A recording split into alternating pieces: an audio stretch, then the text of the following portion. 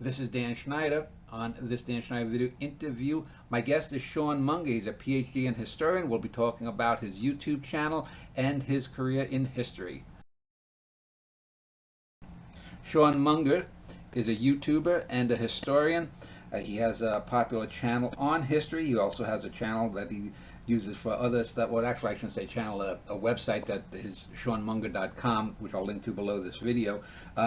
And I've watched his stuff for a couple of years now. In the last month or so, I saw a couple of them come up on my YouTube, whatever you call it, playlists, and I watched a few of them and thought, he has some interesting ideas. So welcome, Sean. I usually like to give my guests a few minutes to describe who and what they are and their interest in the subject at hand. So if you could give a little background about who you are personally and how you got into history. Great. Well, thanks, Dan, and thanks for inviting me on your show. Pleasure to be here. So my name is Sean Munger, and I am a historian. I have a PhD. I got my PhD in environmental history from the University of Oregon in 2017. This is really a second career for me. I previously was an attorney, actually, practicing mostly in commercial real estate and business law. Did that for a number of years. I went to law school, obviously, years ago. My undergraduate degree was in history, but in the kind of mid-90s, got sidetracked into the responsible career, which was somehow I convinced myself that practicing law was a springboard to other things. It actually wasn't, but I can be forgiven at age 22 for for thinking that. So I have some experience in the business world and practiced law for a number of years, and then I left that profession to go back to school and back to my first love, which was history. So somewhat later in my life than most students pursue a degree in history, I found myself back in school at University of Oregon, and that was a very, very interesting experience. So I got my PhD in history, and I wasn't sure really what to do with it. I did not ultimately elect to get on the tenure track treadmill, which is rapidly vanishing, of course, in academia these days, and didn't really fancy myself adjuncting for the rest of my life either. So I was able, when I came out of graduate school, to sort of combine. When I studied environmental history in graduate school, I got very interested in the history of climate, and particularly climate change. I developed a course at University of Oregon about the history of climate change. And for a while, I was pursuing kind of a consultancy career, sort of half law and half history, or consulting in the realm of, what are we going to do about climate change? How is it going to change our society? That sort of thing. So I did that for a while, and then I kind of got burned out on that as well, but had picked up some teaching credentials, classroom teaching credentials, and was doing a lot of teaching of history, both at an institutional level for school and also kind of for private clients and organizations and that kind of thing. And that's been a really interesting ride. My YouTube channel started about, well, I guess it started a number of years ago, but I didn't really do anything with it in earnest until about 5 years ago. There was a friend of mine, actually, a fellow history graduate student, who started a YouTube channel, and he's like, "Yeah, you should come over to YouTube. It's, you'd be great." And his channel had nothing to do with history. He did a gaming channel, but he sort of gave me some pointers on how to get started and that sort of thing. So I started doing that, and for many years, actually, even when I was in graduate school, I had a blog on the previous incarnation of my site, SeanMunger.com, which turned out to be fairly popular. I ran a lot of history-related articles and things like that, and promoting my books. I also write fiction, so the website was kind of originally created to promote that, but I did a lot of historically based articles. And when I started my YouTube channel, I decided to make sort of video versions of my most popular blog articles during those years. And we're talking about the blogs originally ran in 2013, 2015, that era.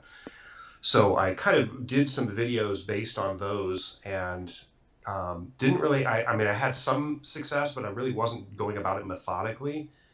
And I did enjoy making the videos, and I enjoyed kind of the freedom of being able to sort of do what I wanted and delve into these topics that I was interested in. And I just kind of was sort of doing my own thing, and got a little, some views here and there, and then kind of inexplicably this summer, the algorithm just suddenly picked me up, and so now I've really gotten a lot of viewership that I had, never had before, and so that brought me to this juncture. So it's kind of a weird story. Yeah, and I'll get to that in a little bit. There's always, and I appreciate you taking the time to do this, because your YouTube channel, I don't know, you probably get in the tens of thousands of views, generally speaking. And I found it's almost like Moore's law, is that once people get to a certain level, they don't want to appear on other people's channels to talk about things, because God forbid, I miss out on 5,000 views or something. So I appreciate that. Let me ask a few questions from you're talking about how you got into it, that just came to my mind. I wanted to ask you about academia, because I think academia has generally been a negative for the arts in general. I think MFAs generally are kind of noxious. They're more about self-discovery or this kind of thing, rather than the creation of something and how do we make it a quality product. I'm wondering if you were involved in law and then later with history.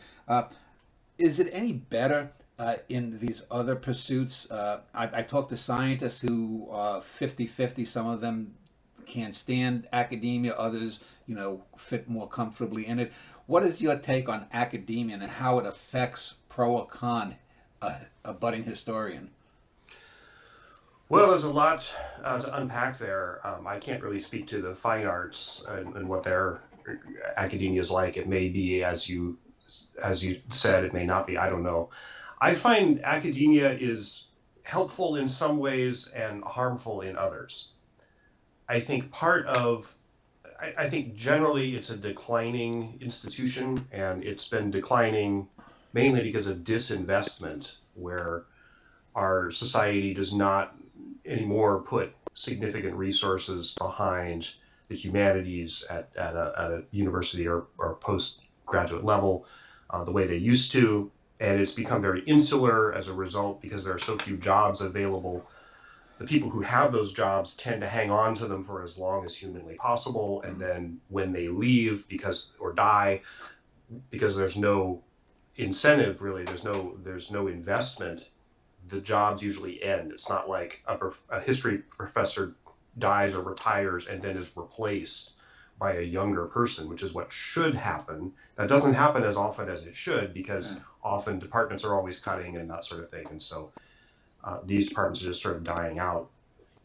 I found academia very interesting and very invigorating in the purely intellectual sense. You get exposed to so many things that you would never see before, and they really do teach some very, very good skills, researching and how to go about looking at the past and evaluating it, and how to construct an argument and those kinds of things, which are extremely valuable and very difficult to get those particular skills in any other way. So I will say that for academia, I think that is a really good thing about it.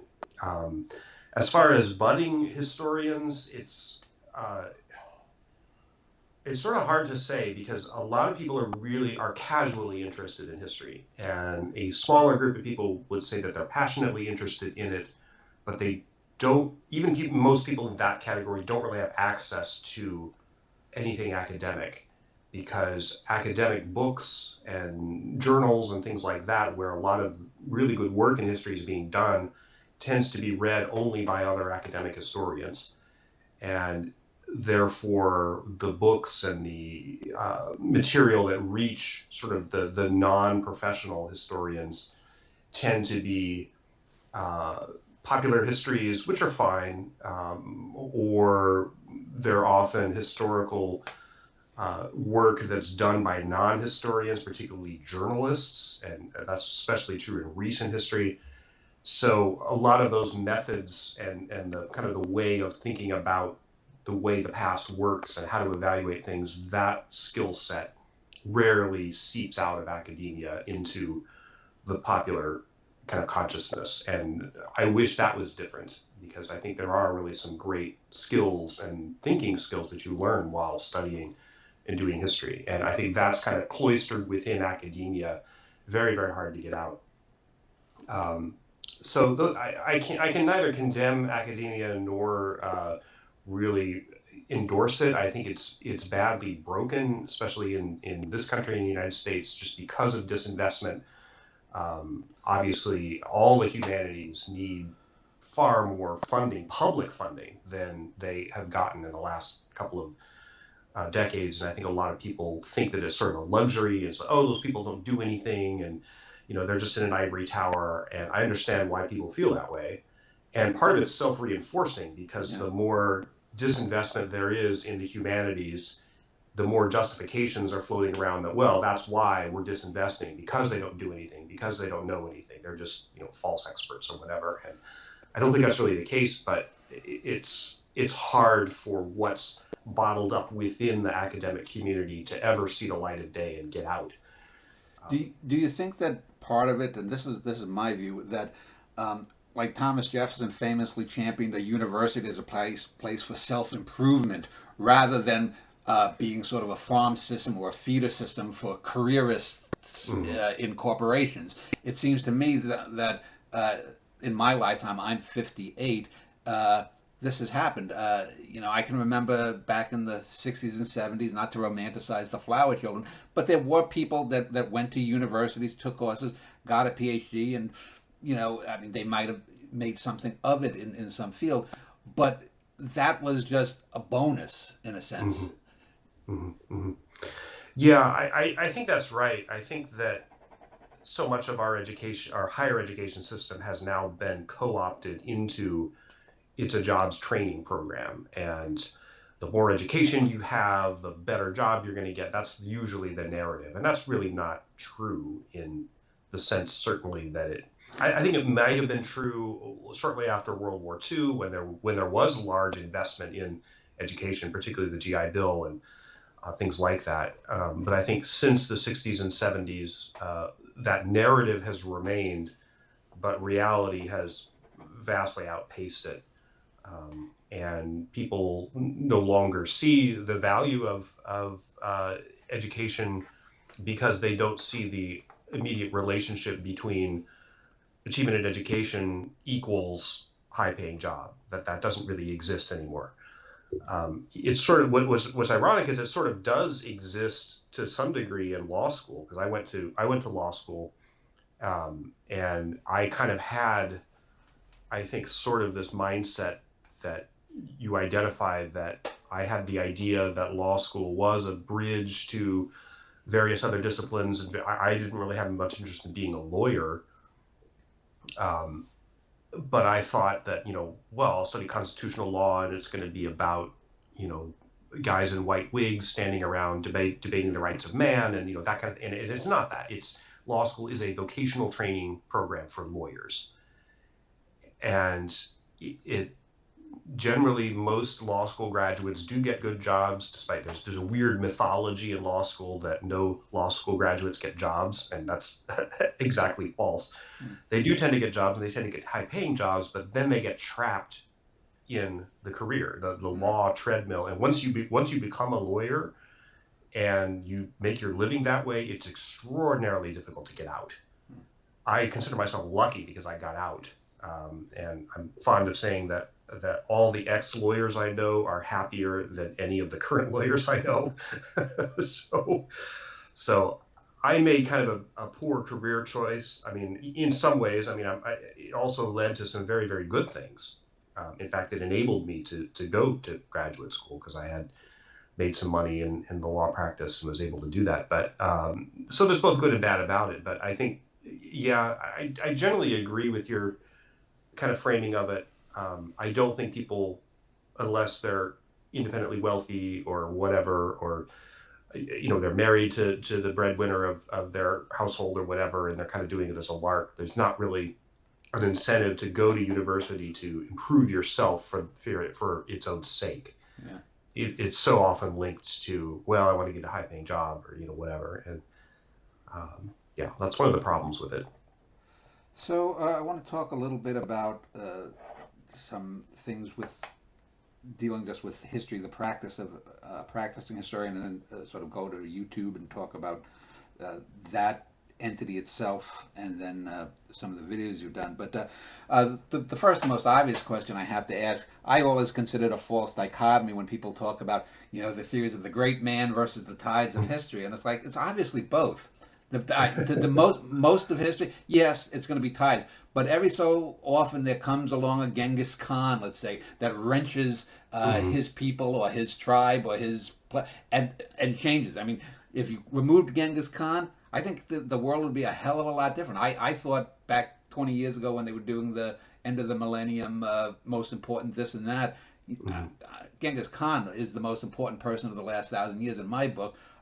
What is your take on the great man and the tidal history, different views? Well, you might be surprised to learn that I haven't really thought that much about it, because it's sort of a very old debate. Yeah. Old in the sense that no one in academic history talks about it anymore. I think that I don't believe in the great man theory of history, and I'm not really sure when that sort of fell out of academic discourse, but I know it was many decades before I got there. So it's not like in graduate school we had debates with our professor about those kinds of questions. And I guess this is sort of illustrative of what I was talking about a minute ago, that anything that happens in the academic discipline is generally 50 to 60 years ahead of how that filters down to a popular level. So it's right now it's a big thing that, particularly in the U.S. and the controversies about Confederate statues and that kind of thing. And there's been a lot more talk about the lost cause mythology of history involving the Civil War and post-Civil War era. And lost cause was a thing literally 120 years ago. I mean, that was the heyday of that type of historical scholarship. Well, and it gave birth to the Klan, the rebirth. Well, it was a way to justify the Klan. Yeah. Yeah. But no one has been writing lost cause. No one within academia has been writing lost cause history in any serious way for almost 100 years. But now suddenly in popular consciousness, this old idea has surfaced, and it's so it's kind of weird that there's such a lag time between what academic historians are talking about and then what non-academic people perceive historians are doing. Those are two very separate things. So the short answer, no, I don't believe in the great man theory of history. I clearly history is affected by certain individuals. It's also affected by a lot of other things. It's affected by very long processes. It's affected by coincidences on occasion. I mean, it's rare to find a pure coincidence that really changes history. Just in a video I did just recently, I did give an example of that, where there was a spark in a wooden chimney in London in 1666 that led to the Great Fire. That was a absolutely random coincidence. So it's rare to find something that's really a turning point that hinges on that type of coincidence, but it does happen. Well, there was the Great Chicago Fire, but people think that happened alone. There were wildfires throughout Wisconsin, I think. So people look at that as being something accidental, but it was part of a larger thing that's gotten forgotten. Right, and that's true of so many things in history, where the thing that you remember that filters down to the popular consciousness level is often one of several similar events in that category, and the rest of the events no one's ever heard of. For example, I did a video more than a year, almost 2 years ago now, about the sinking of an ocean liner in World War I called the Ancona. Oh. And it's basically a Lusitania type of situation, but no one's ever heard of the Ancona. But almost exactly the same thing happened with this other ship. So and then there were other occurrences like that. So you're exactly Yeah, right that yeah, no, you these. did. You did. I want, and I'll talk later about the Bermuda Triangle, the Mary Celeste videos you did. Um, One of the things that I think for me sets you apart from some of the other historians online and all with podcasts is that you do, I guess you would call them video essays, but you don't get into that kind of precious what I call a YouTube voice. If you've ever watched artistic videos on the arts, you get the sort of precious kind of talking about art as if it's delicate and whatnot. Whereas you'll be sitting at your microphone or whatnot and be talking about whether it's the JFK assassination or the Titanic sinking or whatnot, and you're talking in a very common man voice to the viewers, and I contrast that to some other historians. The two that come to mind. One is a guy who does a thing called vlogging through history. I don't know if you've ever Mhm. seen that. Another fellow called Yeah. himself Mr. Beat. Mr. Oh Beat yeah. has a more offbeat kind Hmm. of. He Hmm. throws in a little humorous stuff, and the vlogging through history guy. For most of the time, he does reviews of other people's history videos, which I've always found that it's these reaction videos have gotten out of hand. It's one thing to react to Elvis Presley's on Hmm. Ed Sullivan, the famous performance, but when you're reacting to a guy who sold 10 CDs, and it's kind of silly. But what is your style of presentation, and why did you choose that? Well, I think it's just sort of natural for me. And I think it has a lot to do with just sort of how I have done presentations on history for years now. I was teaching history online at my website and such, before the pandemic, before Zoom and that kind of thing came in. So and when I was still a graduate student, in fact, I developed an online. It was the first online history course that was offered by our department at University of Oregon. So I kind of figured out how to talk to a camera about historical topics fairly early on, and also having done a number of presentations for I've done a number of presentations for there's a retirement community up here in the Northwest that's hired me a number of times to do both one-off lectures, and then I've done some multi-week classes. And these are very smart people that attend these classes, but they don't have a grounding in academic history. So I have to sort of explain concepts to them in a way that ordinary people understand. Whereas, it's like I have to explain often uh, things that are known by shorthands in academic history. Yeah. Um, in the particularly field of environmental history, there's arguments about environmental determinism, like how much is a society or a country or whatever determined by the environmental resources that they have.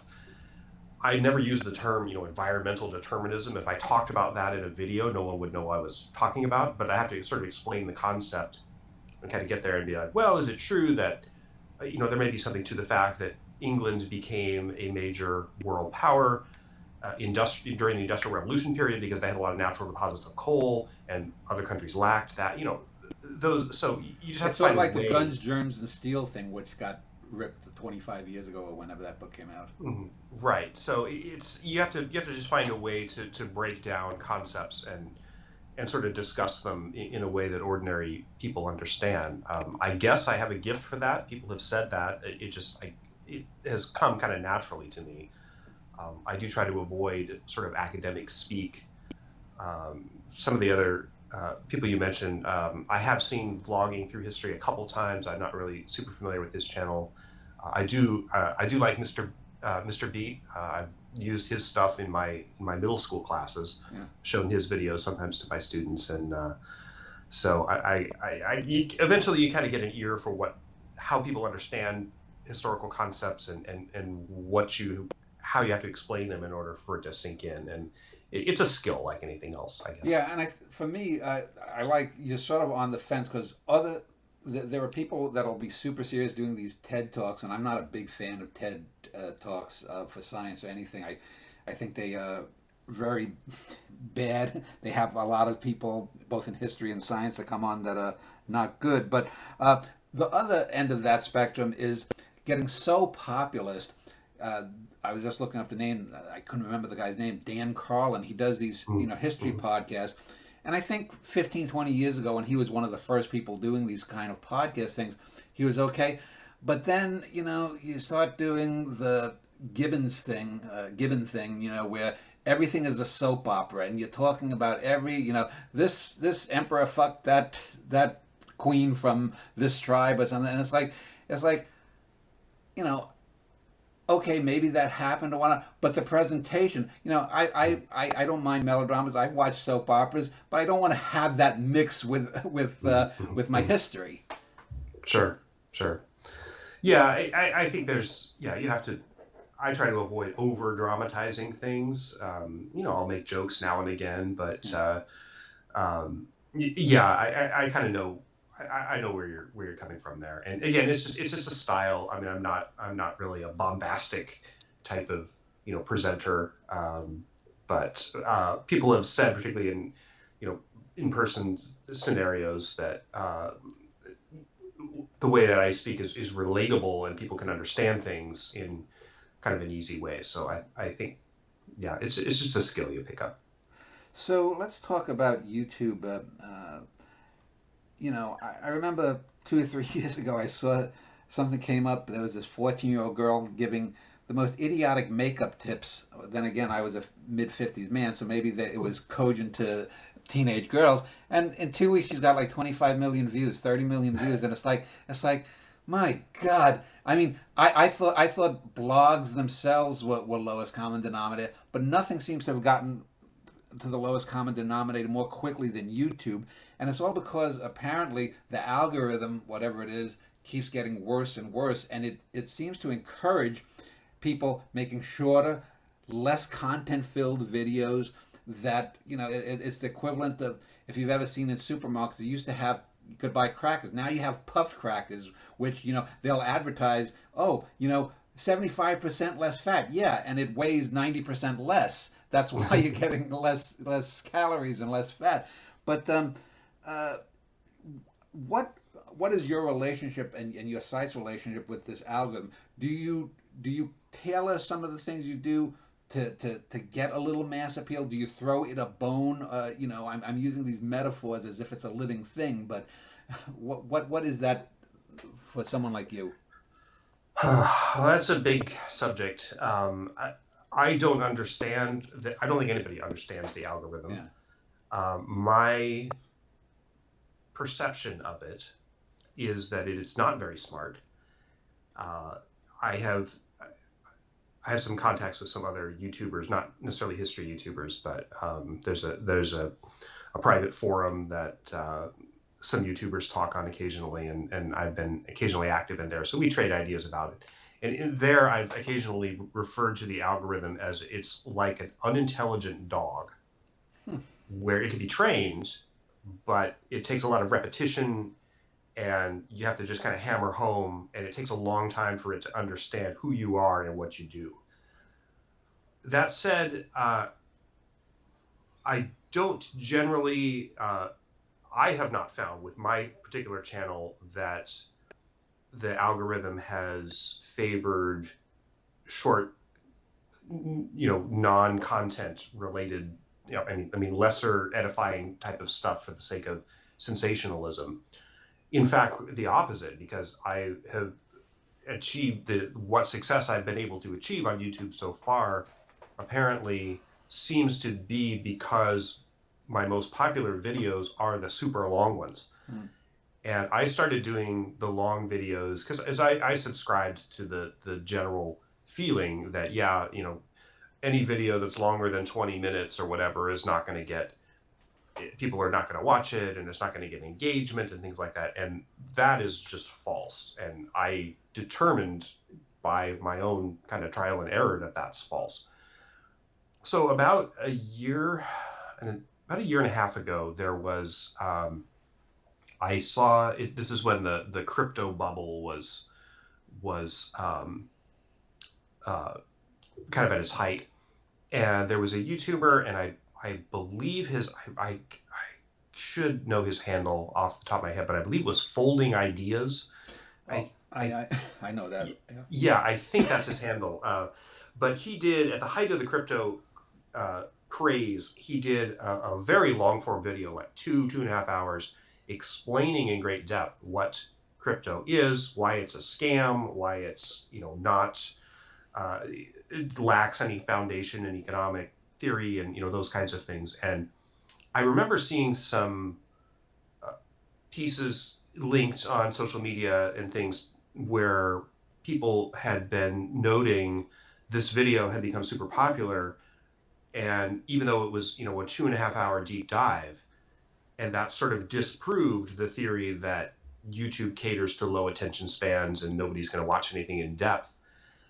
And this is when I was basically kind of pulling back from YouTube and thinking, because I had sort of played the game and tried to get the algorithm to pay attention to me, and so I had made some videos on. Uh, this is when I did a lot of nautical related topics, because I thought, well, I'll niche in on that. There's some really good channels that are doing this, and I can do what they do. So I did a lot of, and I still love these topics, the ship histories and things like that. But I had done that, and I got some views, but not enough really to justify putting a whole lot more time and effort into it. And so I was kind of like, well, okay, I'll just do sort of what I feel like doing now and again, and I'll put out a video every couple of months, and I'll just make it, good, as opposed to trying to really cater to the algorithm. And this guy Folding Ideas and the success of his video on crypto showed me that, well, maybe there is a place for a really long form, super contextual video on various topics. And I'm good at that kind of thing in history. And so, as largely an experiment, I did, this was the my first really long form one, which is the meaning of the Titanic video, which I had been meaning originally to create as an online course on my website. And so I had notes for it, I had some scripts written, and I'm like, well, why don't I just smash all the scripts together and just do one long video from beginning to end, and I can go in all these different directions and talk about these various things, and I'll just throw it out there and see what happens. So I did, and it was not super successful, but it wasn't a failure either. And but I really liked how it came out, and I liked the fact that I was able to do that. I call it a video essay, about a topic that I haven't seen even historians really write on in the way that I wanted to talk about it, because I was interested in the connections between the Titanic disaster and these various other things that were happening at the same time. The quivers theory, which is possibly pseudo-historical. It would not fly in an academic journal, and I stated that in my own video. Yeah. But I liked the fact that I had the freedom to do that. So that's what really got me kind of interested in, well, gee, I could do this again. I could, take a couple of months and write a really good script and come up with a long form video on a topic that really needs deep dive contextual approach and is not really being dealt with that way on YouTube. So that's I was sort of off to the races at that point. I was just going to do it whether the algorithm picked me up or not. And then one day it did, and validated completely by accident. It was nothing I did that I had not been doing originally. So the algorithm does see some value in what I do and this long form approach. So I think people, judging from the comments I get and the emails and such, people really do appreciate a deep dive, and people appreciate someone taking the time to explain something in great detail, especially if it's complex and needs that kind of treatment, instead of dumbing it down. Yeah, and you also have the narrow focus, because I think like if you look on this channel, I do this is you're actually my 400th interview in this series, and but I'll have philosophers, I'll have some people who have wacky theories about male testosterone count, depending on how Earth dips up as it travels around the galaxy, up and down, and all kinds of things. I've started some series on keystone species because it interests me. And so I long ago gave up the idea that I could in any way get popular. But it's one of those things, that or like I'm going to start probably in December. Looking to do on the 2024 presidential candidates, the minor parties, interviewing them. I did 4 or 5 of them the last time because who the hell interviews the Prohibition Party these days? Sure. That's great. but I think when you have that narrow focus, let's say, and you have a popular topic, Jack the Ripper, the Titanic, JFK, Bigfoot, the Mary Celeste, things that have their own sub-communities. When you do that kind of thing, I think that's the kind of thing where it's like putting the sword back in the rock, Excalibur or something, and then people are more willing to pull it out. But when you do, when all you're doing is these sort of loose kind of videos, there are how many YouTube channels are focused on the Star Trek or the Star Wars universe. They're just sort of leeching off of a popular medium. So I think maybe one of the few ways that you can do something of depth is if you have an already known topic and you do something far deeper into it. Mm-hmm, mm-hmm. Yeah, I think that's true. I was attracted to the Titanic topic. I've read a lot about it and been a buff of the Titanic for years, but everything I was curious that when I started that project, I noticed what I was able to confirm was that very few academic historians have written anything about the Titanic. It's almost like the Titanic lives on a level of popular culture. Yeah. So you're not going to, and I mentioned in the video, you're not going to go to the Yale history department and find their Titanic expert. Yeah. That just doesn't happen.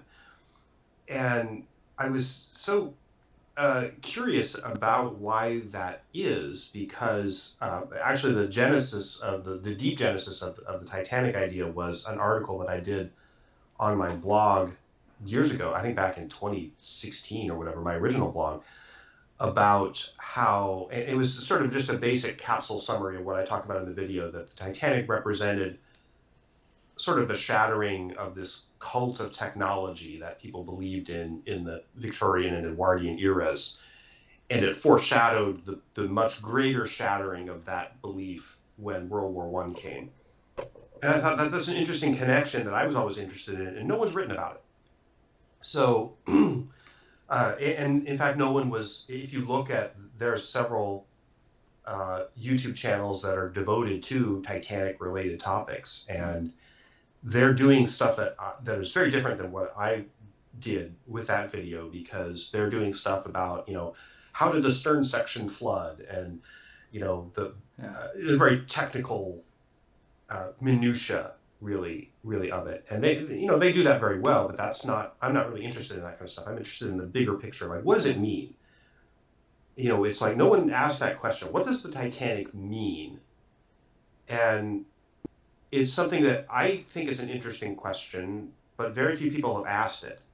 And I was wondering, well, why hasn't anyone asked it? It's related to World War I. It's related to the Irish crisis. Titanic was built in Northern Ireland, and so it's related to all the political and the sectarian pressures that were going on. That there was a labor problem, that there was a major coal strike in Britain that ended only 6 days before the ship sailed. All of these things are out there in the historic record, and no one's really talking about them.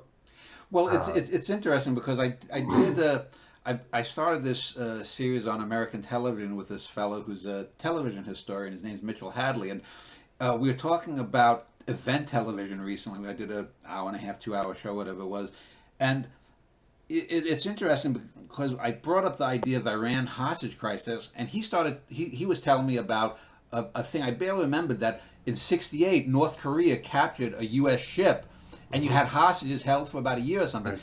And yet it didn't. It didn't take off in the late '60s. I think probably because you had Vietnam, you had the civil rights, you had the equal rights, the Stonewall, you had all this stuff. Whereas the late '70s, after the oil crisis and whatnot, you had the stagflation, and I think a large part, ABC and Nightline really blew this up to something of great historical importance when I don't think it was. Yeah, I think that's a really interesting take. I think the hostage crisis did have a lot of impact ultimately in a Yeah, political sense, but part of the impact it had was because it was this big cultural thing, right. and it was a big nightly news thing. The yellow ribbons, the Yeah, the Nightline. yellow ribbons. See, I But remember. I'm looking up the why ribbons. that, and not the North Korea incident? Right, right, exactly. Well, people also, this was an interesting fact that I did a long form video recently on the Persian Gulf War, Yeah. the one of 1990 and 91. And there was a hostage crisis during that war as well, or during the run up to it, where a number of Westerners were being held hostage by Saddam Hussein.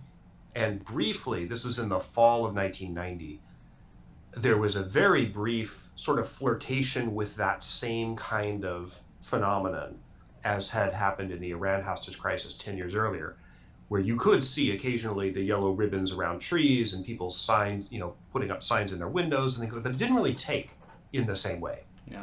And there were far more, part of it is there were far more Western hostages that Saddam held in 1990 than the Iranians had 10 years earlier. I mean, they only had 52, whereas Saddam had over 2,000. Many of them were British, granted, so that is a difference, but it hit very differently.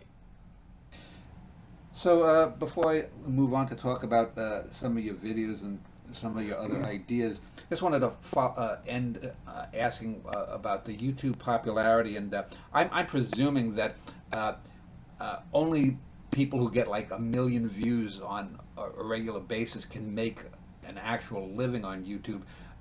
Someone at your level who seems to be in the tens of thousands of views to maybe after a couple of years you get 100,000 or 200,000. It's just a nice second income, I would think. Yeah, I mean, it's happened so recently for me that it's hard to know where it's going to go and how sustainable it's going to be. But I certainly have seen more, obviously much more revenue recently than I ever thought I would make on YouTube. So it is kind of an extra. But I still teach. I have a teaching position at a charter school, and my spouse has a full-time job and that sort of thing. So it is kind of a second income. I don't know if it ever could become more than that. I suppose it's possible. I mean, the impossible has already happened to me on YouTube because I never thought I would reach this level. So, you never know. So before I talk about the videos, and I'll go chronologically backwards, starting from the more recent ones that I've watched. One of the things that I remember, I think a few months ago, when I'm not a subscriber to channels simply because if I did, I'd just be getting the same thing. So to avoid like an echo chamber, usually they come in waves every 3 months or so. So someone that a year early was there, I'll see their videos, and then I'll watch the latest ones and whatnot.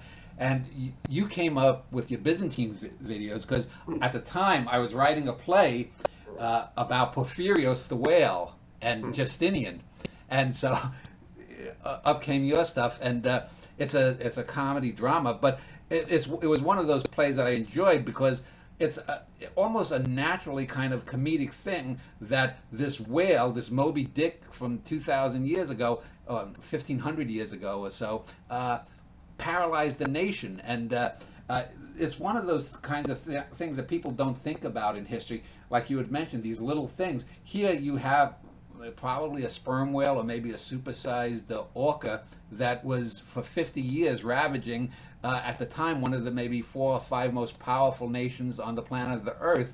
And what are there what kind of historical little oddities or tidbits like that, like Porphyrios the whale, have captured your imagination over the years? Oh, gosh, there's so many of them. I think I'm interested in sort of aspects of well-known events or well-known processes. Byzantine history is kind of one of my original loves. When I was going back to graduate school, I eventually went into American history, but I was thinking about being what they would call a Byzantinist, I was dissuaded from that by being told that I would have to learn both Greek and Latin and probably Arabic in order to read the sources. So I was like, no, three languages, I don't think so. But um, one of the things that interests me about Byzantine history is the life of the last emperor, Constantine the 11th, paleologist, and so little has been written about his life. I'm aware of only one biography that was ever written about him, by Donald Nickel back in the, had to be the 60s or 70s. Part of it is because there's not that many sources on him, but fascinating guy and the times that he lived through, and sort of what he saw. Also, there's a mystery about how he died exactly. I mean, we know he died in the battle with the Ottoman Turks, but there's a lot of rumors about that. So I would classify that as kind of one of the interesting tidbits, and I've had on my list to do a video about him, which I will probably get to at some point. So I'm very interested in that. One of the just talking about interesting things in history. It's now made it into two of my videos, more strongly the Iran-Contra one, but also I got to mention in Persian Gulf, the political process by which the first George Bush the first was selected as Reagan's running mate. And the whole, this is little, again, we're going back to the same era we were just talking about a moment ago during the Iran hostage crisis. Little remembered that Reagan was at the Republican National Convention in 1980. He and his campaign managers were trying to get Gerald Ford, the former president, on Reagan's ticket as vice president, the vice presidential nominee in 1980. Yeah. And that deal fell apart at the last minute, and the Reagan campaign did not have a plan B.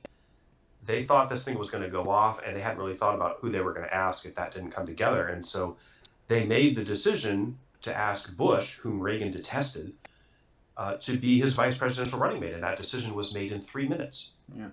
And so few people know that.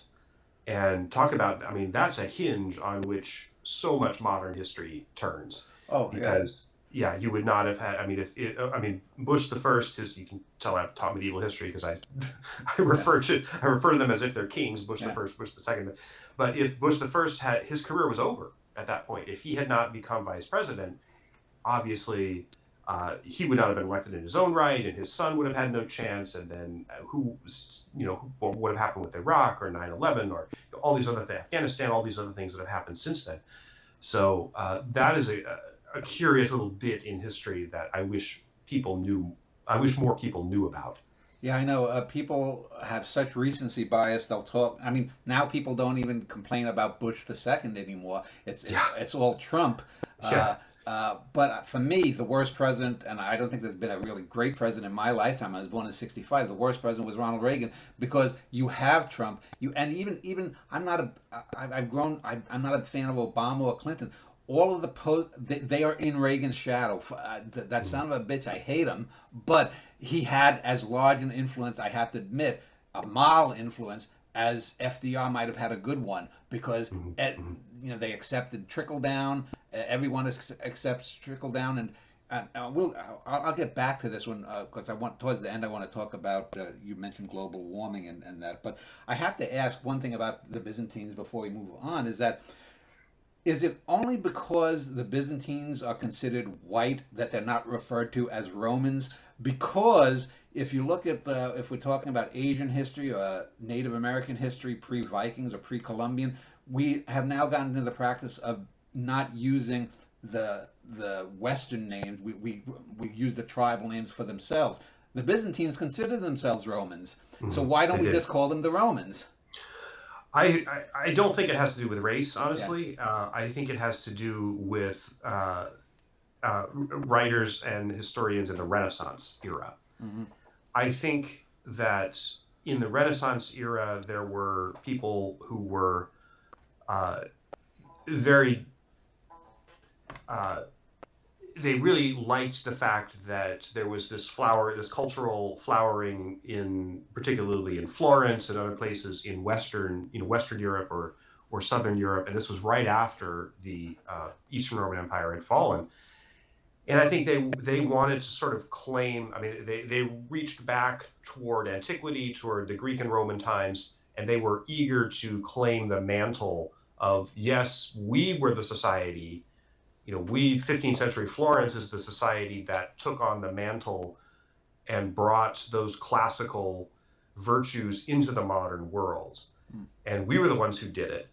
And in order to make that claim stick, they had to minimize Byzantium, which is the whole reason why the word Byzantium got into our language. Because of course the Eastern Romans, they called themselves Romans, and they were the surviving part of the Roman Empire.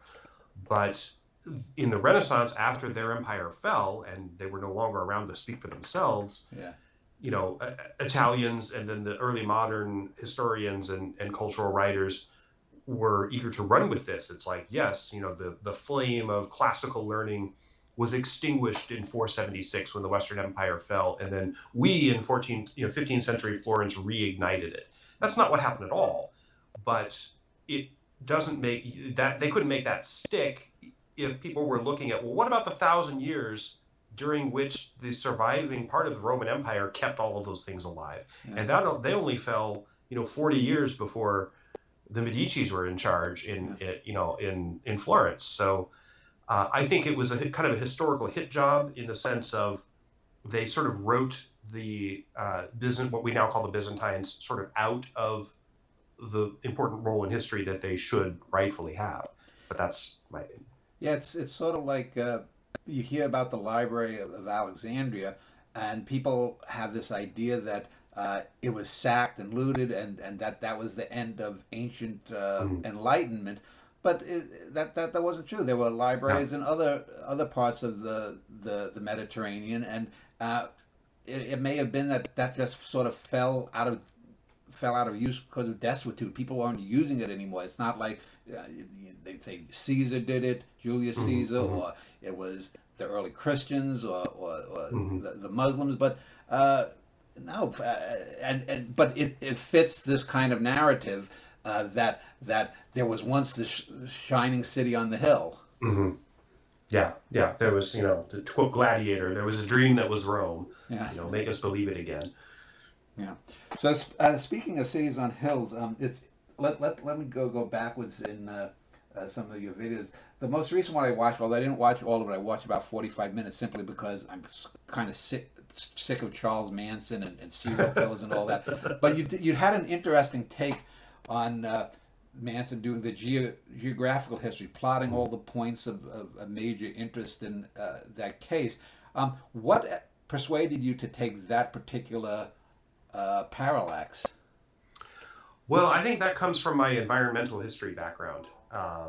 And also, I love to use Google Maps in I'm very much into geography, and I found that using maps, Google's a wonderful tool, particularly the street views, where you can if you show people, this is where something happened, it makes an impression on their minds more than you just telling them about it, or even showing pictures about it. So, again, going back to Byzantium, large portions of the walls of Constantinople remain intact or in various states of disrepair today. But the point is you can find them on Google Maps. And so you can go to the places and see on the street view, this is the wall, this is the exact where the gate used to be that the emperors would come through. And that makes an impression on people. So I was very interested in, I'm always interested in where things happen. And when I'm reading something in history and a place is mentioned, often I'll stop reading and go to Google Maps and try to find it because I'm curious what it looks like. So I've read about the Manson case, of course, for many years. And there's a wonderful book, which is one of my sources, The Family by Ed Sanders, which is super helpful because it's a fairly comprehensive view of the case, but every time he mentions where something happened, he gives an address. So I was able to look up, well, this is where this happened, and this is where that happened. And so much of it is still in existence and still looks the same as it did in 1969. So but there's also a uniquely environmental component to the Manson case, as I said in my video, because there's such a contrast between the spaces where the crimes happened, particularly the main core murders, at the Cielo Drive house and the La Bianca house. Those spaces were enclaves, really, of rich people, of white people, of people in the entertainment industry, people who had a lot of control over their environment and their lives. And the Manson family lived on the fringe. They lived in, the distant ranch out, the one in kind of Chatsworth area, and then even farther afield, the Barker Ranch. And they had to come out of those spaces to go do what they were going to do in central Los Angeles. Also, I was interested in connecting the Manson story to the broader environmental history of Los Angeles, which is an immensely fascinating story. I get into it a bit in that video, particularly talking about how Los Angeles grew in the first place, where Mulholland and Eaton had to steal the water from Owens Lake and pipe it to Los Angeles in order to create the conditions for a city to be there at all, or a significantly large city. That's the Chinatown thing. That's the Chinatown story, and it's also the Who Framed Roger Rabbit story, because there was a parallel story about transit. That what they did was they deliberately overbuilt rail transit from central Los Angeles out to the hinterlands before anybody lived there. So people like Huntington could get rich by selling real estate which was already connected to the central city, and then they destroyed the transit system. So that whole story about the environmental history of Los Angeles is so charged with race, and the backstory of like Chinatown, the old Chinatown that was eventually replaced by the Union Pacific Station, which was built in the late 30s, which was an ethnic cleansing project. I mean, all of these things are packed into this environmental history of Los Angeles. So again, the popular stuff on Manson never goes into that, and I thought that was an angle that deserved to be explored.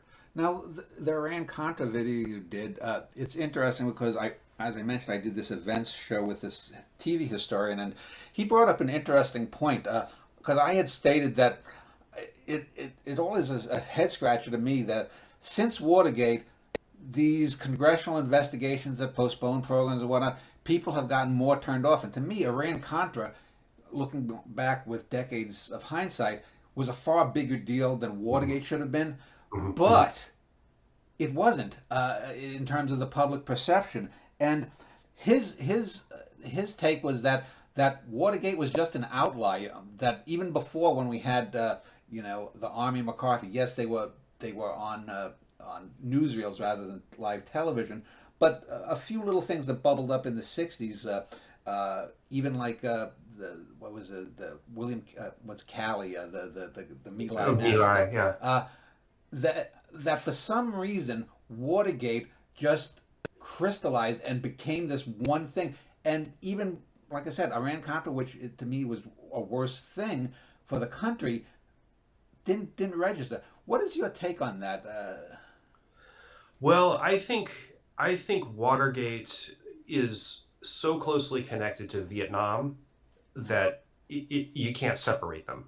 I'm actually thinking of doing a deep dive video on Watergate from possibly an environmental angle or geographical angle similar to the Manson case. But the roots of Watergate, which lie so deeply in the psyche of Richard Nixon and the whole cult of government secrecy and covert operations and those types of things, and people, the society was so put off by the negative experience of the Vietnam War, and then this scandal appeared after the war was over that was so linked to all the stuff that people hated about how Vietnam had been sold to them. That's why I think that caught fire. I think there's a case to be made that Iran-Contra as policy, as far as the impact that it could have on the world, was significantly greater. I mean, Vietnam was over by the time Watergate really got rolling, whereas Iran-Contra was part of this process that was still going on. There was the Iran-Iraq War still going on. There was the Lebanon hostage crisis. There were all these things that were still happening that had not been resolved yet. I think part of why it was it was less of a big deal.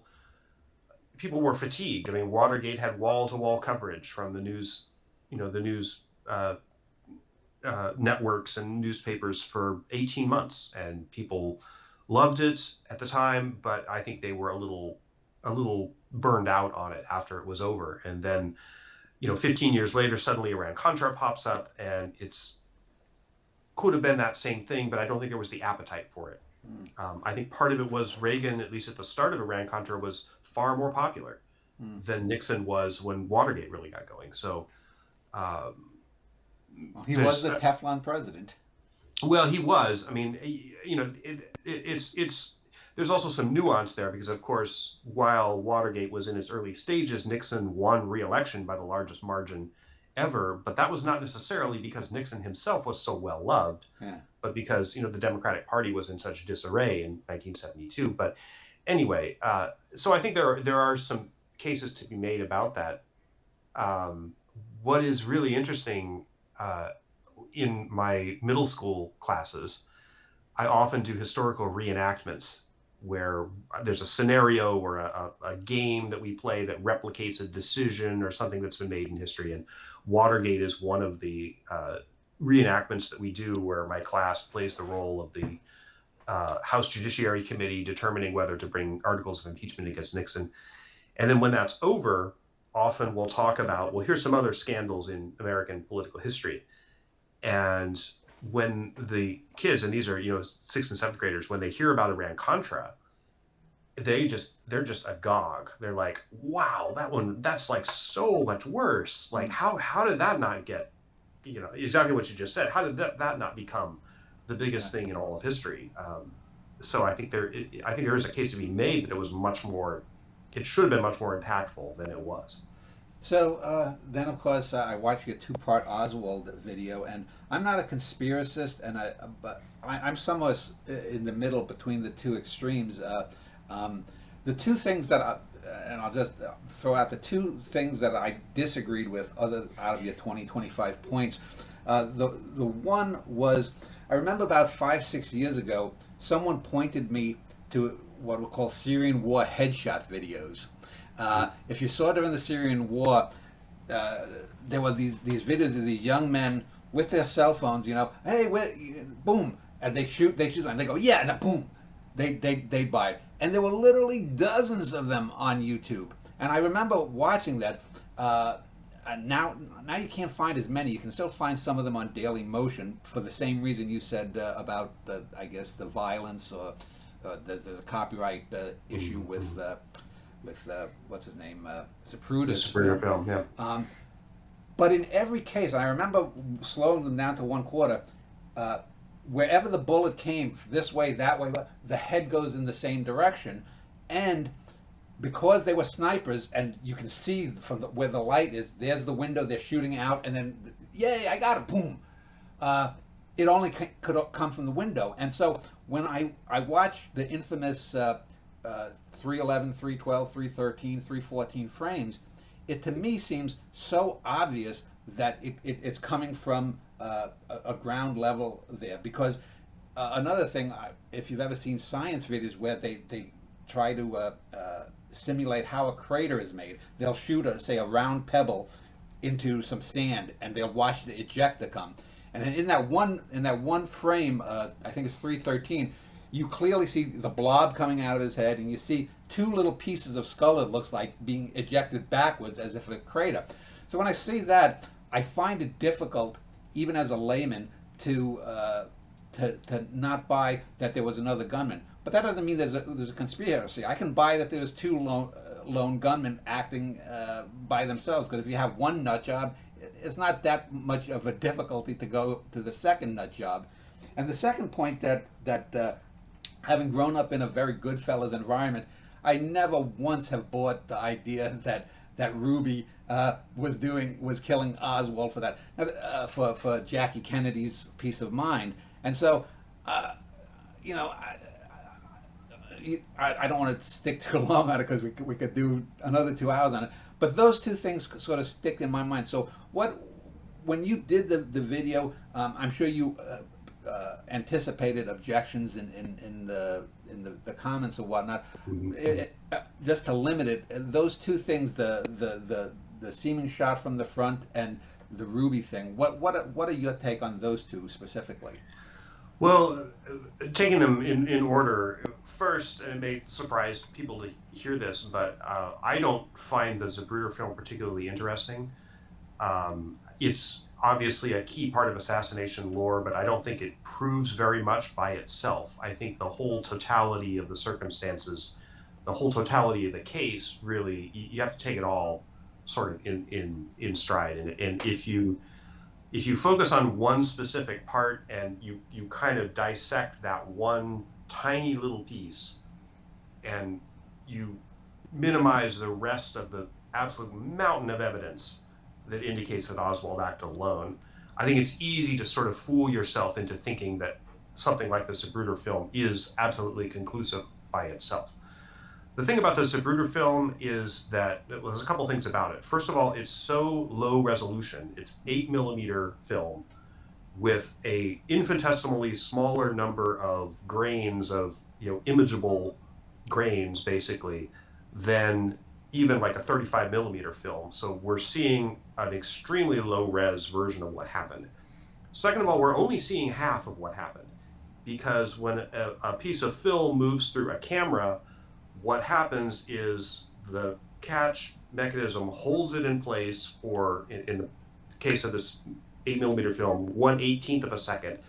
A shutter closes, and then while that shutter is closed, the film advances to the next frame before the shutter opens again. So we're seeing only half of what actually happened, because there's a whole nother story that's occurring during the portions of that event where the camera shutter is closed, and we've never seen that before. There's no way we could see that because it wasn't caught on the film. So I've always been also somewhat unimpressed by evidence, particularly in the Kennedy case, about how well he should have reacted this way, where we're sort of arguing from a position where we don't really know. I mean, you brought up the Syrian headshot videos, which I will never be watching, by the way. I will just never, ever watch something like that. But I think we can draw false assumptions about, well, this is what happens when, a person is shot in the head from a rifle across the street. I mean, that doesn't happen very often in life, and not very many of us have actually seen a human being shot with a high-powered rifle. So I'm less convinced by those, his head should have done this, or it looked like his head did that, and therefore this other thing, which all of the other evidence supports cannot have happened. That doesn't make sense to me to reason that way. So I guess that's why I'm not impressed really much by the Zapruder film arguments. Well, let me just ask you then, do you think, I mean, I have problems with the whole CIA plan. This a guy named another, I don't know if he's fully history, called Lemino, did an interesting thing about Oswald being hired at the book depository, and the absurdity of trying to place him as an operative in there. He does a good job of debunking that. But if you have one nut, is it really that impossible that there could have been a second nut? I mean, I don't know. But to get to the Ruby thing, he was not a hitman. You can tell he barely knew how to hold a gun. But it seems to boggle the mind to think that this guy, yes, you could say he's unstable, but he apparently did know he had cancer.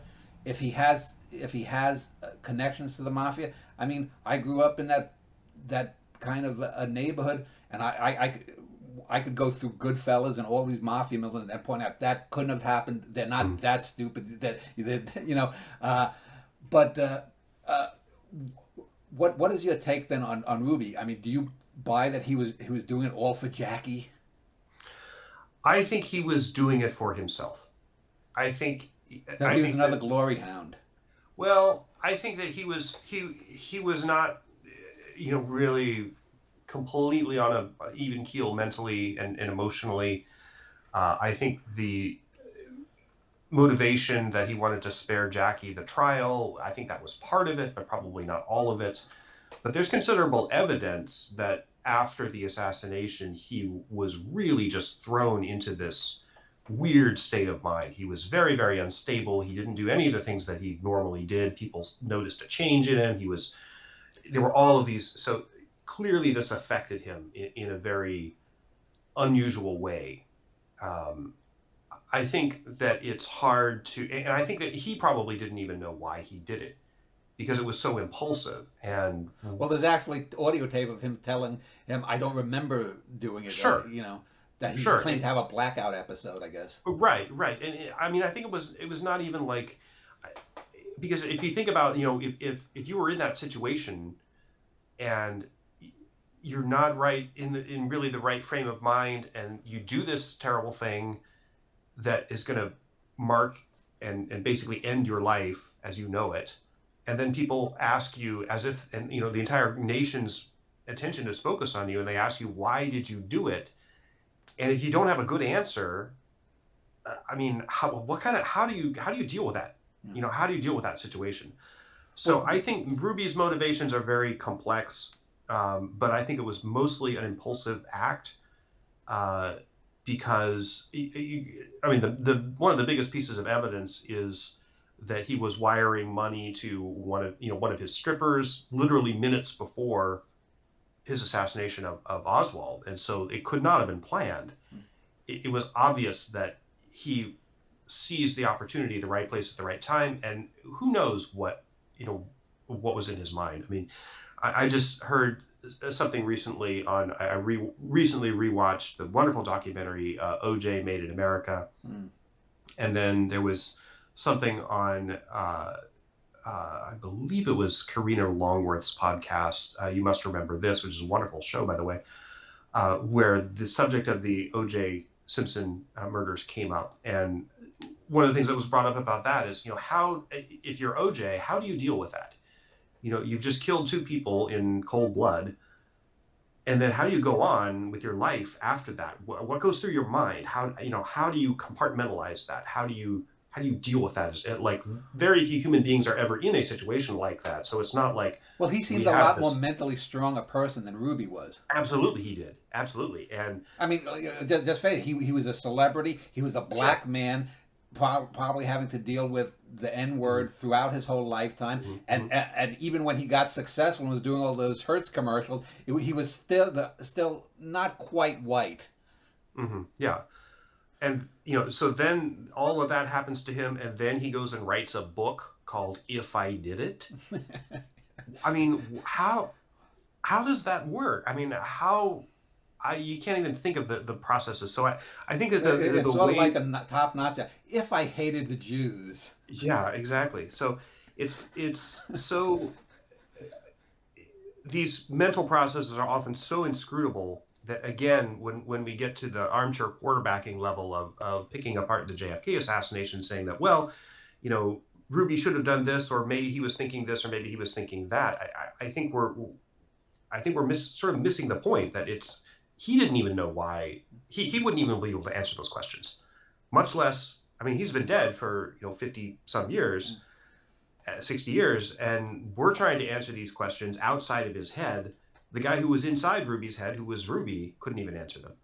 Do you think Ruby forever muddied? I mean, I unless we develop time travel technology, do you think Ruby has forever muddied the waters on the JFK assassination? Oh, sure, and I think because I think that it just seems so instinctive. It's like, well, how could that? He shot the guy, 2 days or whatever after this, and silenced him forever. And that just seems like such a clash of these unlikely cosmic forces that it's hard to believe that something like that could happen. But I think also, if Ruby hadn't done that, and if Oswald had gone to trial, and even clearly he would have been found guilty and probably executed, as basically all other presidential assassins were, in fairly short order, I think there would still be conspiracy theories, and I think there would still be a cottage industry of, Oswald was innocent, and he was a patsy, and I don't think it's that different. I don't think that Ruby made the difference between most of our society believing that it's a conspiracy and a small portion of our society believing the truth, that it was not a conspiracy. I don't think Ruby made, I mean, he had something to do with it, but I don't think he single-handedly made that difference.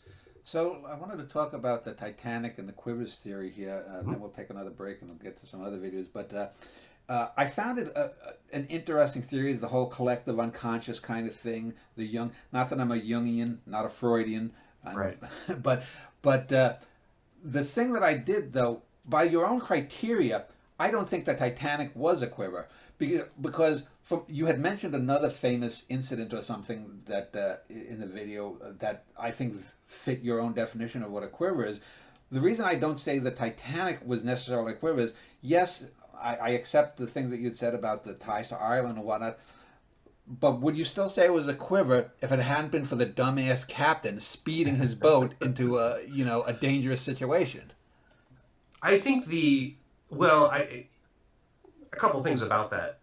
I think that my talking about the Titanic as a quiver, meaning a foreshock of a great coming societal upheaval, lies more in how the world reacted to it than the causes of the event itself. In fact, the Titanic, which has got the reputation of being this fantastic coincidence, what are the chances that this ship would hit an iceberg on its maiden voyage and blah, blah, blah, actually things like that had happened before. There were other large passenger liners, particularly in the 19th century, that had iceberg collisions, which we'll call the Arctic in the 1850s, that happened to. I think that was the Arctic. But anyway, there were several other, I mean, it was not that far-fetched, and that's the point you bring up, because of course it was silly for the captain it was really silly for anybody to take those kind of chances, but that was the convention then. And so I think it was foreseeable in that. I think the Titanic was not a quiver because it was seen as being unforeseeable. It was a quiver because of how people reacted to it. Because often they did default to the position that, well, that was a 1 in a million coincidence. How could that unsinkable ship have gone down under those circumstances? And I think people's reaction to it, particularly the way the unsinkable concept, which the makers of the Titanic never claimed it was, at least the builders of it never claimed it was, how that got to be such a key part of the story is evidence of this cult of technology that the Titanic disaster shook faith in. So, I guess that's kind of where I would come down on that. Yeah, the Titanic is an interesting thing because, I recently, about a year or so ago, I did after the UAP aerial phenomenon thing with Congress. I had a fellow who was a pro UFO guy, an anti UFO guy, and someone on the fence. And one of the things that I found interesting and it seemed obvious to me when you look at these things is that one of the fellows I interviewed said they're asking the wrong people. You're not jet fighter pilots are not trained in photography, but when you show these videos to all people who are photographers, they say that it's obviously, for example, that depending on the shutter, the shape of the shutter or what on the inside, you're only going to get light in maybe a diamond-like figure, or you're only going to if you're up at 50,000 feet and you're viewing something at 10,000 feet, it's because it's closer to the Earth. It's going to look like it's moving more quickly, and I'm wondering if one of the things about the Titanic is that people with the distance of time and who research this are sort of like the people who would be photographers with the UFP stuff who would be saying, well, I mean, obviously you don't speed a boat into an ice field. That seems ridiculous, and it's clearly the captain's fault, and it's clearly just a one-off kind of incident. Whereas people at the time, because of, like you said, the unsinkable moniker or the unsinkable claim and thing, are looking at this as if it's an act of God. Mm-hmm. Mm-hmm. Mm-hmm. Yeah, I agree with that generally. I think that obviously mariners at the time, seasoned by the experience that we've had since certainly since the Titanic disaster would, tell you obviously that, yeah, it's, go charging into an ice field at high speed.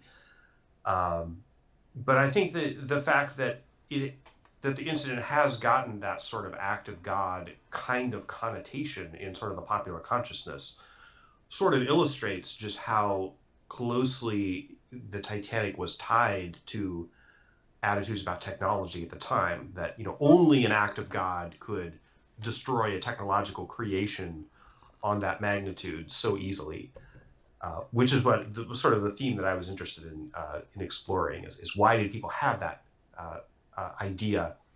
And one of the major things, of course, that I brought up early in the video was the Crystal Palace exhibition of 1851, and how people in the Industrial Revolution came to assume that technological progress meant cultural progress and civilizational dominance, which feeds into colonialism and all those kinds of things as well. So I think that's all in the mix there. I want to talk about a couple of the other more, for me, interesting videos, because they sort of get into this idea of paranormal or supernatural. And I want to start with another ship, a famous ship, the Mary Celeste. And I thought one of your takes on it was very good. One of the better ones that I've seen over the years, either in print or not. And at the end, you sort of are saying that there's one or two things that are good, but we'll never particularly know, which we could say with the JFK or the Titanic or any of these other things. But the thing about the Mary Celeste thing is it is one of the more odd things, because you have these ideas of what are those clipper ships that are supposedly sailing above the horizon, these ghost ships, I forget what they call them, and here you have a real life thing where as far as we know there wasn't any great tropical hurricane in that area. We know that there was alcohol on board, and then I think you debunked the idea that there was they found coffee or cooking that was still warm. But here is a total mystery. Did they think it was going to explode, and they got in some ships, and a sudden riptide came along and took them away.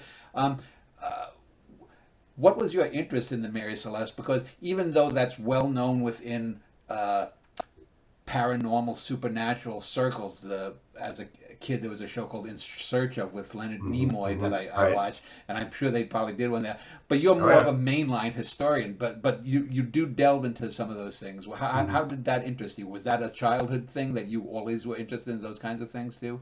Yeah, I mean, part of it is when I was getting my undergraduate degree when I was in college, my freshman year roommate had a book in our dorm room, and I believe I mentioned it in one of my videos, called The Encyclopedia of Unsolved Mysteries. And it was full of these kinds of stories. It turns out the book is wildly inaccurate, poorly sourced, poorly reasoned, etc. But a great case of Von Danikenism. Exactly. So it's got stuff like that in it. And look, there's a thing on the wall. It looks like Jesus's navel. Right, this has got to be something. Yeah. Find the Virgin Mary in a piece of toast or whatever. But so I read that book and was very interested by some of the historical mysteries there, and particularly why. I was curious. I was drawn to the ones that it would be easy to know what happened if you had one more piece of historical information, and it wouldn't be a mystery anymore. So I was very interested in that, and this is part of the genesis of the Oak Island videos, which were among my earliest successes on YouTube. So I won't say it went back to childhood, but it goes back a fair number of years of these high profile stories, and I love ships and particularly nautical mysteries and things like that. So there's others that are well known in that milieu. I was thinking at one point of doing a video on the Carol A. Deering, another ship that's infamous in that sort of lore, or the Bei Chimo, the ghost ship, famous ghost ship of the Arctic. Things like that. They're really interesting. There's a reason why people are drawn to them, just because they're there's one or two pieces of crucial information that we don't have and that we'll never have, and that kind of makes it fun to speculate about. Well, it's the same thing. You totally destroyed the Bermuda Triangle thing. Not that anyone really. It's funny because there are certain things that are culturally tied to their times, and the Bermuda Triangle is a 1970s thing. I mean, it may have come out in '68 or '69, but it was rife throughout the whole '70s. Mm-hmm, mm-hmm. Yeah, yeah, and so many of it's interesting. I mean, you mentioned In Search Of, which was a show from the '70s, and there was this wave of some of the commenters on YouTube have chided me for using the term woo, but there was this wave of sort of woo subjects that became very, very popular in the '70s. And I think it had to do with people having, it was sort of, they were related to these deep fears about energy and about environmental collapse and about war and nuclear destruction, that possibility and those types of things. And I think that engaging with those sort of subjects is sort of a low stakes kind of way of dealing with some of those fears on kind of a psychological level. Maybe it is Jungian, I don't know. But yeah, there were a lot of those in the '70s. Well, how many? I mean, are you going to here or there pepper in similar topics? Like obvious ones would be the Roswell incident, supposedly. Another one would be something like Betty and Barney Hill, the supposed first UFO abductees. There's of course Jack the Ripper. I mean, that's maybe even more popular than Kennedy, the JFK assassination. And what I would like to see you do in terms of, since we mentioned the Zapruder film, is, there's that famous Bigfoot film, supposedly, the Patterson Gimlin film, which to me is so obviously a human being, but yet and in a really shitty gorilla costume. But you'll hear people say, some people will say they see a zipper, others will say, but it has pendulous breasts. It's like, no, it's a shitty old gorilla costume that's falling apart. They're not breasts, for God's sake. But are any of these things that you might, for fun, just dip your toes into? Sure. I mean, I think some of them are. I tend to be less interested in like the kind of the more paranormal it is. Generally, the less interested I am in it. If there's something where there's a central premise that you have to believe, in order to make it work, you have to believe something that is completely without any evidence, and you have to, ghosts or poltergeist hauntings or those kinds of things, I think are sort of outside. I won't say that I'm totally uninterested in them, but it's sort of outside what I see as my field, because they can't really be. You can't get close to an answer just by using factual and historical evidence. Like the Mary Celeste, I mean, certainly there are people who come up with paranormal explanations for it, but at its core, it's a historical mystery. It's something that happened in the real world, and something that's at least explainable in our normal sense of human existence. Something happened to those people that would be explainable if we had this piece of evidence or that piece of evidence. So I'm more interested in those kinds of mysteries, or Oak Island, for example, the supposed treasure pit, which is a very old scam going back to the 1840s or 50s. You don't need to believe in, these paranormal explanations in order to understand or have a reasoned conclusion about what happened there. So kind of, I guess the more paranormal it is, the less I feel like it's within my wheelhouse, but I'm not adverse to, obviously, to topics that some paranormal interest has been taken in, like the Mary Celeste. So how about like battlefield decisions? I mean, or like, would you think of doing, say, was Alexander the Great ever poisoned, or are you ever going to do the Battle of Little Bighorn or something? Decisions made or not made. Yeah, decisions, sure, and it's just kind of whatever sort of strikes my fancy. I'm on my extended list of potential topics. I wrote a long piece years ago about the death of President Warren Harding, which occurred in a hotel room in San Francisco in 1923. And there were, of course, conspiracy theories at the time, and he had a mistress who was blackmailing him, and his doctor, who was more of a a homeopath said that, well, it was bad crab meat that he ate the night before, or whatever. So it'd be interesting.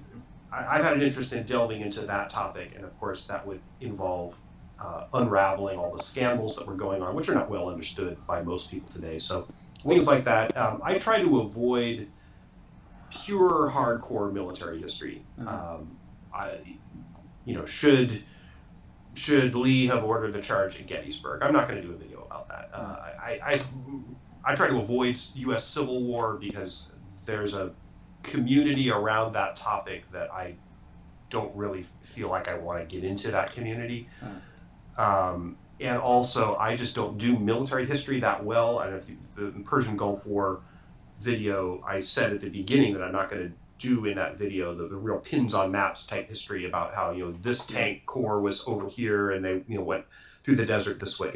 That's not really my bailiwick. I'm more of the big picture type of guy. Yeah, there were good ones. There's a guy, a British fellow. They're great ones. What? They're great ones. There's great people out there who were doing that, and I don't feel like I'm one of them. Now, was Warren Harding? Is he the only president? Because I've heard that he died in flagrante delicto. There is that true? He did not. No. In fact, he died in the middle of a conversation with his wife. Okay. But there are people. He died of cardiac arrest, a cardiac issue, and there are doctors who say that sometimes people with his condition tend to die that way, just very suddenly. But he had a mistress in the White House and before, with whom he had a love child. That was not proven until decades after his death. But and there were a lot of other colorful scandals that were going on in his administration. So it was a rife ground for wild theories and wild assertions to be made about him. So you mentioned early on about global warming and the historical implications of that, and your interest in that. I'm thinking that your interest is more geopolitical than the scientific, because I mean, when we're talking about the scientific, yes, there were certainly periods that we know were 13 to 15 degrees Celsius warmer millions of years ago, but there's such a one-to-one correlation between the start of the Industrial Revolution and the particles per million of carbon in the air, and that you'd have to be. I mean, this is flat Earth tinfoil territory to deny that there's some kind of connection. So what is your take? Are you looking more as to the way Western nations, especially the U.S. and the U.K., is this the kind of thing that we're talking that somewhere down the line you think that we may owe reparations to the developing nations that we talk about? Because we basically now, China and India may have surpassed us in terms of the garbage they're putting out, but it's a Western thing. Yeah, it's hard for me, in some ways it's hard for me to talk about global warming in the same way that I did a couple of years ago when I was deeply involved in the work that I was doing with it. And part of that is because it's very triggering to me from a mental health perspective, because I'm a historian, and it's going to, I'm sure, be a controversial statement in some quarters, but I do believe that global warming is going to be the basic end of our society as we know it. And I think it's coming very quickly. It's going to happen a lot faster than most people believe that it is, or believed previously that it was. So I have an interest in how societies change in a very broad level in periods of upheaval. This is one reason why I'm interested in World War I. I'm doing a video now about the collapse of the major monarchies in the world around the World War I years. So, Germany, Austria-Hungary, Russia, China, and the Ottoman Empire. And World War I was a societal collapse, a type of societal collapse that was very catastrophic, very, very quick, and virtually total.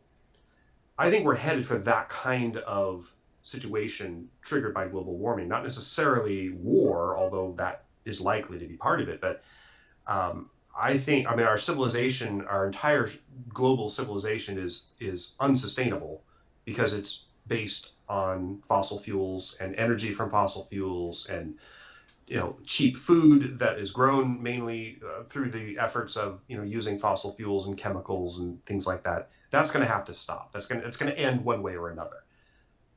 And I think that historically, the record shows that the nations and the institutions of the world are not generally good at preventing or getting on the front end of that kind of change. It's like institutions and governments and big business institutions and economies don't tend to pay attention until the collapse is already in progress.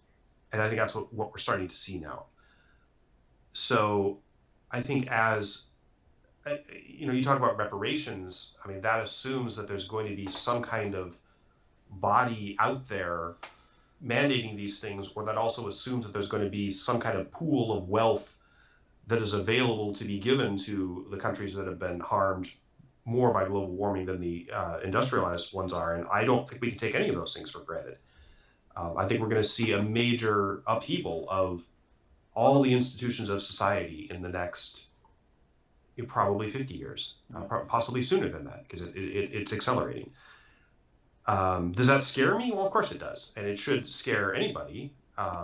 It's difficult to deal with because we have so little experience in our own lives, particularly those of us who have been brought up since World War II. We have very little experience living in a world that's marked by upheaval on that scale. Previous generations have been, because they lived through the World Wars era, but we're not. We have no idea how to deal with those kinds of things. So it's hard for us to engage with those on an intellectual level. Well, I've always thought that it's going to take a world war effort to say a sustained, probably 20 to 30 year thing. I'm not a doom and gloomer, just like who's that guy Kurzweil and his AI and the what is the term that the singularity. The singularity is coming. Yeah. He's moved that back 40 years. Now I think I don't have the fears of a Skynet kind of thing coming down and destroying it. Right. But I do think that it could be. But I think that global warming could trigger it. I don't think it will, because I think there is enough common ground, and as bad as you want to say the Russians or the Chinese are, and we're not much better, if at all. I think we dodged the bullet when we could have ended it all in '62, the Cuban Missile Crisis. I think the human knack or desire to live will do that.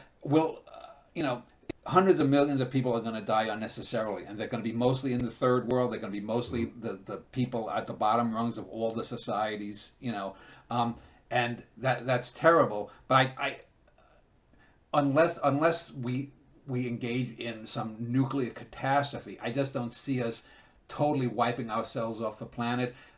Maybe we might set ourselves back, as they say, back to the Roman era or the Stone Age. But I don't see Homo sapiens itself going extinct because of that. What is your?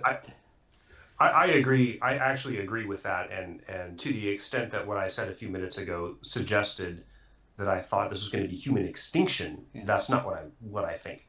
I do think that the human race is going to adapt and eventually solve the problem of global warming, but it's not going to do so. None of the institutions or the societal apparatus that we have now is going to survive that transition. It's going to be something else. We're going to have to come up with some other, the nation state, the corporation, capitalism, all of those things are going to have to be fundamentally remade from the ground up. I'm glad you mentioned that, because I was going to bring up capitalism, and I'm not one of these. I'm not a radical leftist. For example, I wasn't a big fan of Bernie Sanders. I don't know how anyone could have voted for him the second time after he basically stuck people in the back and supported Hillary Clinton. I'm not a big fan of hers, but as I mentioned, I'm more interested in third parties, and it's not because I don't want to participate. It's because goddamn, we need ranked choice voting. We need all of these kind of. That's the only way you're going to break that monopoly. I'm more of. I look more towards the Scandinavian model of how I think you need capitalism can be good in small markets, but there's never been an invisible hand. There's always malefactors who are pulling the strings one way or the other. Not to sound conspiratorial. I mean, that's just, I think, baked into that mindset. I'm not a believer in communism. I think maybe in 10,000, 20,000 years we survive and we become more angelic beings. Maybe that's possible. But you lose a kind of incentive. I mean, one of the things that is good is that I think evolutionarily we're hardwired as monkeys to want to nick that extra banana from the crowd. Not that I'm in favor of thievery, but there enlightened self-interest in a certain sense can be good. We are just terrible at recognizing these things, and our technology has far outstripped our social our what would we call it? What are the eusociality? You know.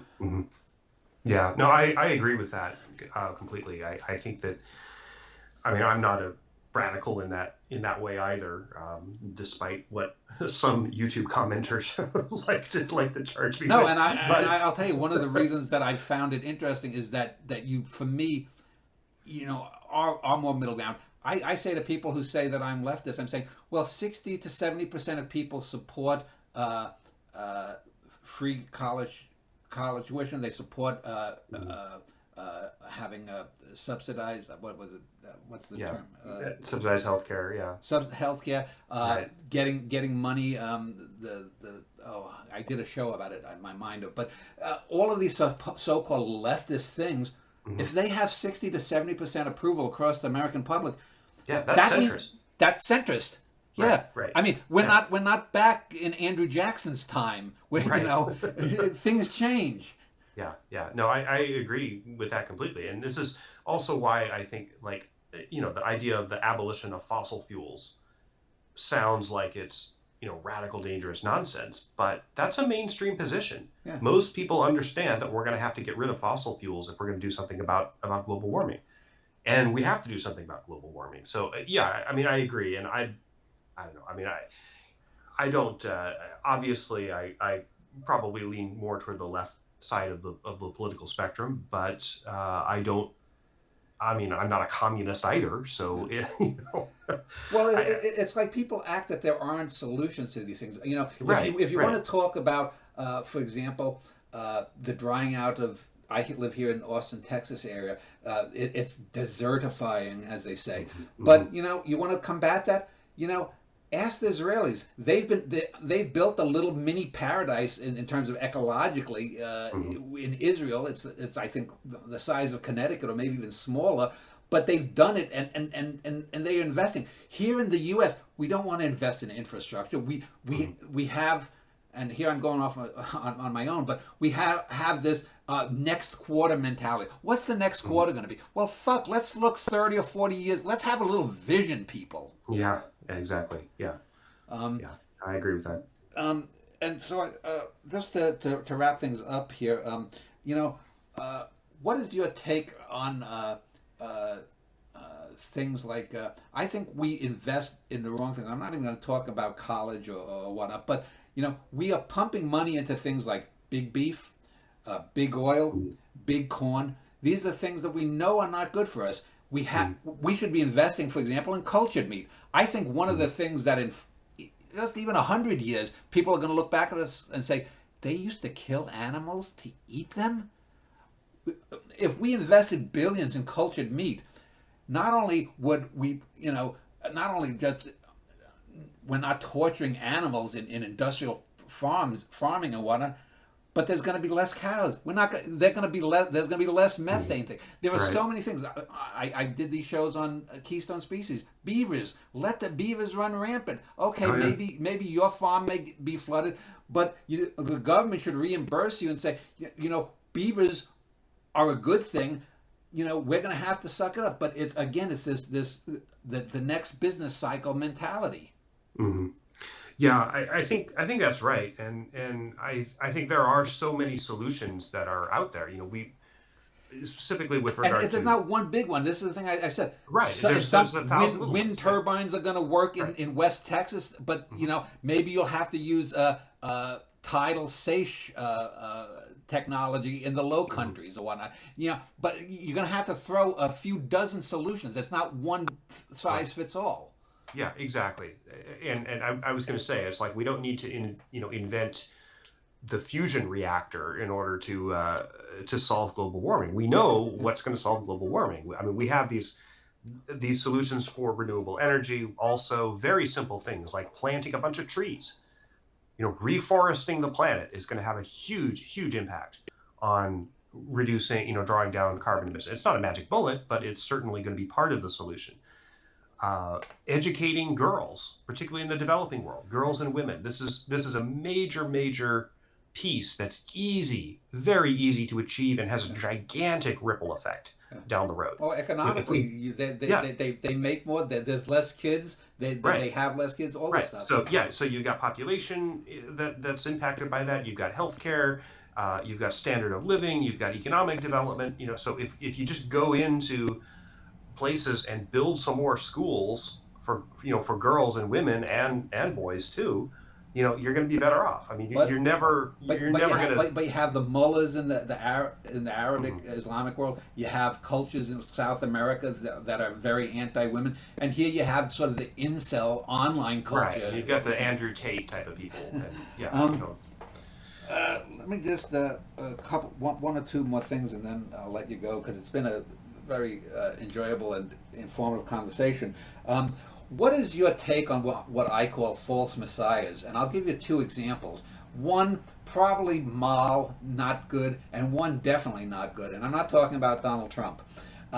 One is Steve Jobs. Here's a guy, and I could say Bill Gates too. If you look at him technologically and what he did there, he didn't innovate too much. Yet he became this model that even bigger scam artists like that blonde chick who had the blood testing thing emulated. And even worse, and I think, thank God he can't become president of this country, because I think Elon Musk would be even worse than Donald Trump, because Elon Musk has a little bit of intelligence. I mean, if you listen to him talk about philosophical stuff or simulated reality, it's clear that he's a lunatic. But he's not. He's a little bit more acceptable, I think, to people on the left, because they do look at him as somehow being a tech giant, even though he was born with a $100 million diamond mine in his mouth.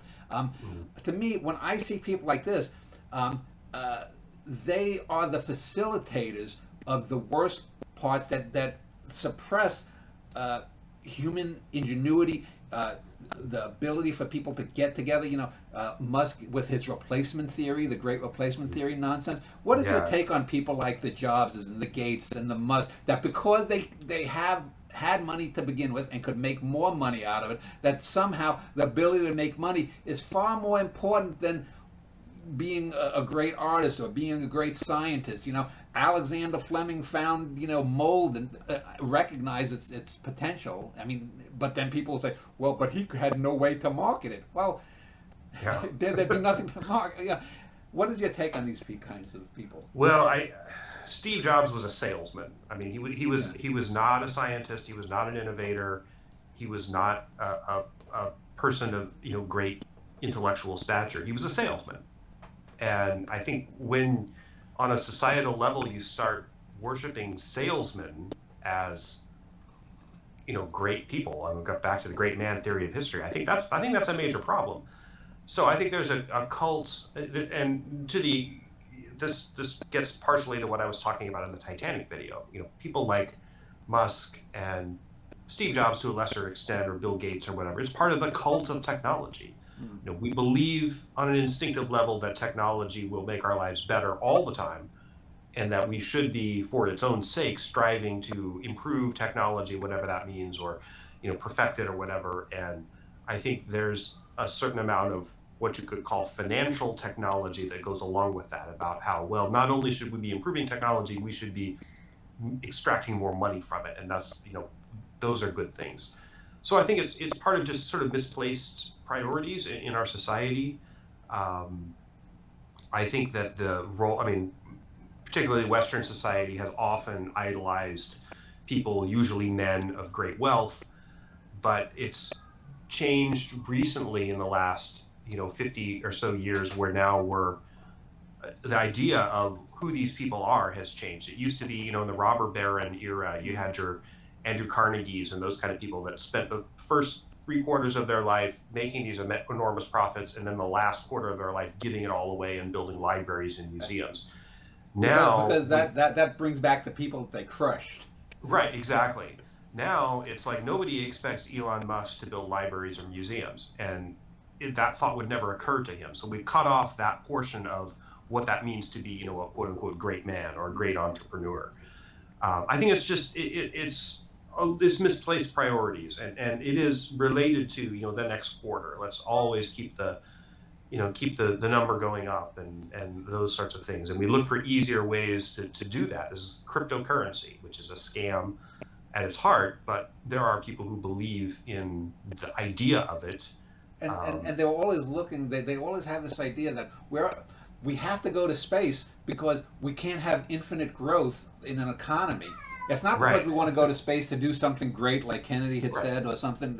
It's hard, so we do it because it's hard. It's we can't have, well, if you have a finite place here on Earth, and even if we have a finite places to go in 1,000 years or whatnot, that doesn't mean you have to despoil everything just to have infinite growth. Why not have natural growth or growth in tune with the process? I mean, Why have growth? Yeah. I mean, why do we need it? yeah, Why do we just need it? sustainable.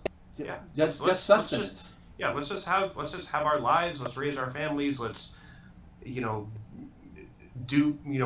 create art and culture and literature and all those kinds of things. Why can't we be content with that as a society? Well, I want to say thank you for spending about almost going on 2 hours speaking about this, Sean. I will link to SeanMunger.com as well as the YouTube channel you have in your name. Okay. And thank you for a very interesting and stimulating conversation. Well, thank you very much. I appreciate the invitation. So Okay. yeah, just keep in touch. Let me know where we can find this online, and I'll Oh, put it out. I'll send you the link. And actually, I'm thinking of at some point trying to do some panel shows. I have some actors who have different religions, and I'm trying to get someone together. And I also want to get a panel show of historians to talk about some things, just to get some parallax. But so I'll definitely keep in touch. But again, thank you very much. Great. Well, thank you very much.